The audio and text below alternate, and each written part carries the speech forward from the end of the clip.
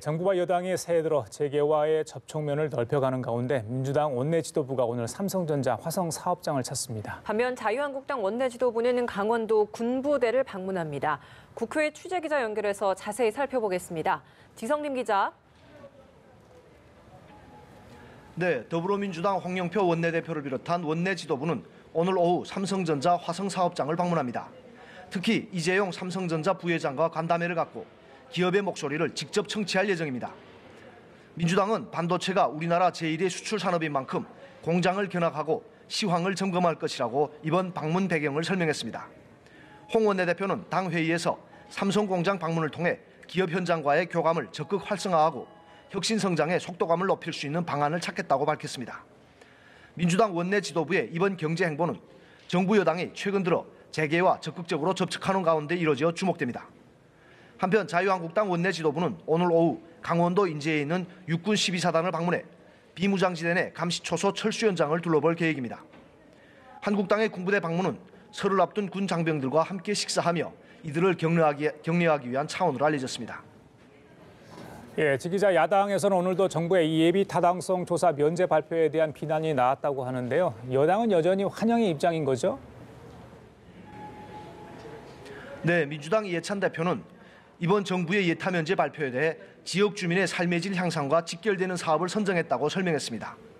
그러면서 중앙정부가 아니라 지역이 중심이 돼 사업을 제안하고 구체화하는 방식이란 점에서 큰 의미가 있다고 평가했습니다. 하지만 야당에서는 오늘도 예타 면제 결정에 대한 비판이 쏟아져 나왔습니다. 한국당 김병준 비상대책위원장은 총선을 겨냥한 것이라며 국정의 사유와 묻지마 국정이라고 비판했습니다. 또한 측근 밀어주기 의혹이 상당히 짙다며 대통령 지지율이 떨어진 지역에 족집게 지원한 것으로도 보인다고 주장했습니다. 바른미래당 손학규 대표는 기울어진 지역 민심 회복을 위한 정부의 노력은 이해하지만 혁신 성장을 강조하면서 예타 면제를 통한 단기 경제 부양에 급급하면 안 된다고 지적했습니다. 이어 내년 총선을 앞둔 상황에서 정부의 이번 예타 면제 발표는 오얏 나무 아래서 갓근을 고쳐매는 일이라고 비판했습니다. 네, 한국당 당권 주자들 행보도 관심인데요. 홍준표 전 대표가 오늘 당권 출마를 선언하죠. 네, 자유한국당 홍준표 전 대표는 오늘 오후 서울 여의도에서 자신의 저서 당랑의 꿈 출판 기념회를 한 뒤 전대 출마를 선언할 계획입니다.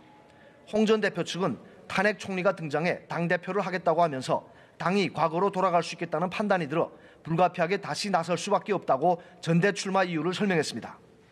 홍 전 대표가 출사표를 던지면 한국당의 이번 전대는 황교안 전 국무총리, 홍준표 전 대표, 오세훈 전 서울시장의 3파전 양상으로 전개될 가능성이 높다는 관측입니다.